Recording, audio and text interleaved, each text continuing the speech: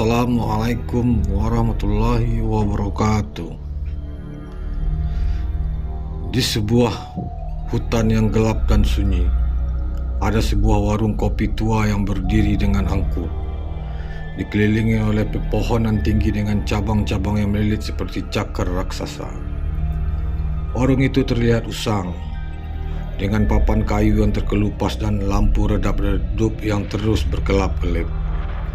Seolah-olah lampunya berjuang melawan kegelapan yang menggerogoti. Di dalamnya, aroma kopi basi bercampur dengan bau lembab yang menyengat. Meja-meja kayu yang reot dan kursi-kursi berderet ketika diduduki, membuat siapapun yang masuk merasa tidak nyaman.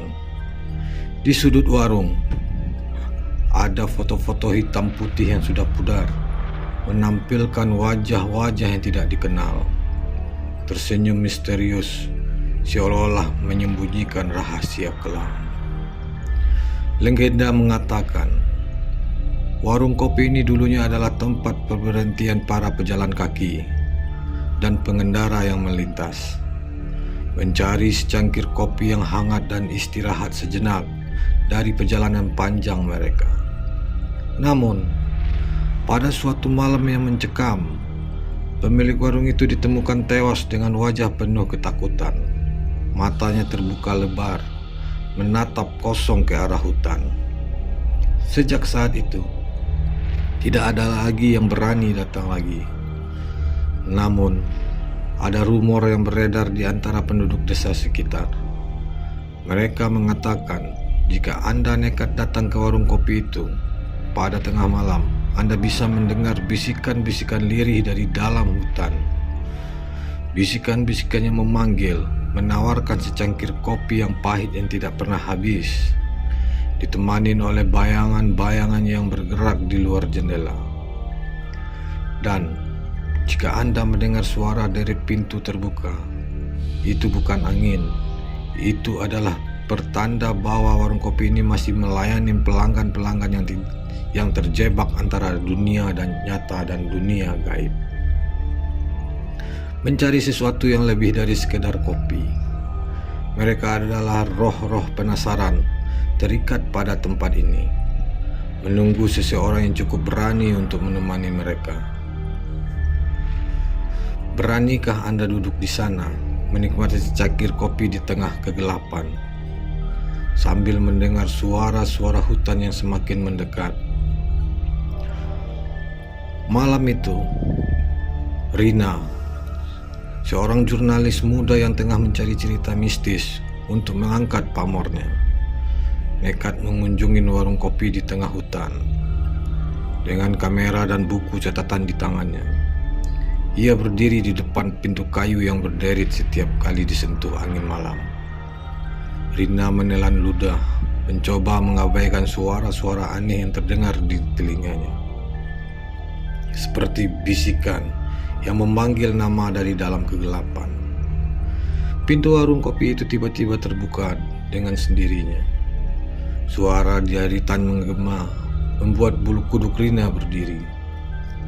Ia melangkah masuk dengan hati-hati, memicingkan mata melihat interior yang nyaris tak tersentuh waktu. Asap tipis mengembang di udara, seakan warung ini baru saja menyeduh secangkir kopi. Tapi tidak ada siapapun di dalamnya, hanya kursi-kursi kosong dan meja-meja berdebu yang seperti telah menunggu kedatangannya. Kini Rina duduk di salah satu kursi kayu yang berderet keras, lalu menyalakan perekam suara di ponselnya. Suasana dingin menusuk hingga ke tulang, membuat napasnya terlihat di udara. Ia mulai mengajukan pertanyaan, berharap menangkap suara apapun yang bisa ia klaim sebagai bukti keberadaan entitas gaib. Namun, ia dengar bukannya hanya suara bisikan. Seketika, suara langkah kaki terdengar dari dapur di belakang. Pelan-pelan tapi pasti, semakin mendekat. Rina merasa dada sesak jantung berdebar kencang, seakan ingin meledak. Ia membalikkan badan, namun tidak ada siapa-siapa pun, hanya tirai kain yang bergerak pelan, seolah ada seseorang yang baru saja menyentuhnya. Kursi di seberang tiba-tiba bergerak dengan sendirinya, menimbulkan suara seret kayu yang kasar. Di atas meja, secangkir kopi yang sebelumnya tidak ada, kini muncul dengan sendirinya. Asap-asap tipis masih mengepul, menguar bau kopi basi yang menyengat. Rina terperangah, tapi lebih dari itu, ia merasakan kehadiran seseorang atau sesuatu yang sedang menatap dari balik bayangannya. Dalam kepanikan, ia memutuskan untuk pergi. Namun saat berbalik, pintu warung sudah tertutup rapat. Tangannya gemetaran mencoba membuka pintu itu, namun seperti tertahan oleh kekuatan yang tak terlihat. Ketika ia memutar badannya kembali ke dalam, ia melihat mereka, sosok-sosok dengan wajah pudar, mata kosong, dan senyuman tipis yang tidak wajar. Mereka duduk di meja-meja, memandangi Rina dengan tatapan hampa. Salah satu sosok itu berdiri, langkahnya nyaris tak terdengar, tangannya telurur menggenggam lengannya Rina dengan cengkraman dingin. Mulutnya bergerak perlahan-lahan, berbisik dengan suara yang parau dan bergetar. "Kamu mau kopi? Sekali kamu minum, kamu tidak akan bisa pergi." Rina mencoba berteriak, tapi suaranya tidak keluar. Ia berusaha melepaskan diri, namun cengkraman itu semakin kuat. Sosok-sosok lainnya mulai mendekat. Wajah mereka semakin jelas, penuh luka dan bekas siksaan. Rina tersadar bahwa ini bukan hanya tantangan sebuah warung kopi. Ini adalah tempat mereka yang tersesat, terjebak dalam kekalahan malam yang tidak pernah berakhir. Ketika akhirnya ia berhasil melepaskan diri dan menghantam pintu, Rina lari secepat mungkin ke dalam hutan, tidak berani menoleh ke belakang. Namun, meski ia sudah jauh dari warung kopi itu, suara bisikan dan langkah kaki terus mengikutinya, seolah-olah hutan itu sendiri berusaha menahannya, membawa Rina kembali ke warung kopi yang tidak pernah bisa ditinggalkan. Dan di tengah kegelapan, dengan nafas tersengal-sengal, Rina menyadari satu hal yang mengerikan. Ia bukanlah lagi pengunjung. Ia kini adalah bagian dari warung kopi itu, bersama mereka yang terjebak selamanya. Rina terus berlari, ranting-ranting tajam mencakar kulitnya, dan akar-akar pohon seperti sengaja menjegal langkahnya. Kegelapan semakin pekat, seolah-olah malam merapatkan cengkramannya di sekitar hutan. Napas Rina tersengal, paru-paru terasa terbakar, namun ia tak berani berhenti. Suara bisikan semakin keras, menguai, mengisi udara dengan panggilan lembut namun penuh ancaman. Langkah-langkah kaki bergema di sekitar, mendekat dan menjauh, menciptakan ilusi bahwa ia dikejar oleh bayangan-bayangan tak kasat mata. Rina mencoba menerobos hutan, berharap menemukan jalan keluar. Tapi pohon-pohon di sekitar seakan hidup, berputar-putar seperti labirin yang tak berujung. Semakin ia berusaha menjauh, semakin ia merasa kembali ke titik semula. Di depan warung kopi yang menyeringai kepadanya dengan jendela-jendela gelap seperti mata kosong memantau.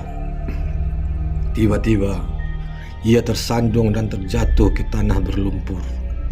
Saat ia mendongak, rasa dingin mengalir di sepanjang tulang belakangnya. Warung kopi itu kini berdiri hanya beberapa langkah di depannya. Meskipun Rina yakin ia sudah berlari jauh, sosok-sosok itu berdiri menatapnya dengan tatapan yang lebih jelas, mata cekung, wajah-wajah yang menghitam, dan senyum lebar yang terdistorsi, seperti wajah yang sudah lama tak terlupakan oleh waktu. Pintu warung terbuka perlahan-lahan, mengundang Rina masuk kembali. Ia memundurkan langkah, namun tanah di bawahnya berubah menjadi tangan-tangan yang mencengkram pergelangan kakinya, menariknya perlahan-lahan menuju kegelapan. Rina meronta berteriak, tapi suara itu semakin memenuhi kepalanya, berdesakan hingga membuat telinganya berdenging. Dari sudut matanya, Rina melihat secangkir kopi yang masih mengepul, kini diletakkan tepat di depannya oleh salah satu sosok. Cairan hitam itu bergolak aneh, mengeluarkan aroma busuk yang semakin kuat. Sosok di depannya merunduk, wajahnya begitu dekat hingga Rina bisa merasakan napasnya. Dingin di wajahnya, ia melihat luka menganga di leher sosok itu. Dan di dalamnya ada mata yang bergerak menatap balik kepadanya. Rina ingin lari, tapi tubuhnya terasa berat. Kakinya seolah-olah tertanam dalam lumpur yang dingin dan lengket. Sosok-sosok itu mengelilinginya, tertawa dengan suara serak yang memekak telinga. Salah satu dari mereka menyentuh pipi Rina dengan tangan kurusnya, meninggalkan bekas dingin yang menjalar ke seluruh tubuhnya. Ketika Rina mencoba memejamkan mata untuk mengusir semua ini, ia mendengar suara langkah kaki yang berat. Sebuah bayangan besar, lebih gelap dari malam itu sendiri, muncul di antara pepohonan. Sosok itu lebih tinggi dari yang lain, dengan tangan panjang yang menjuntai sampai ke tanah, jari-jari seperti ranting-ranting tajam.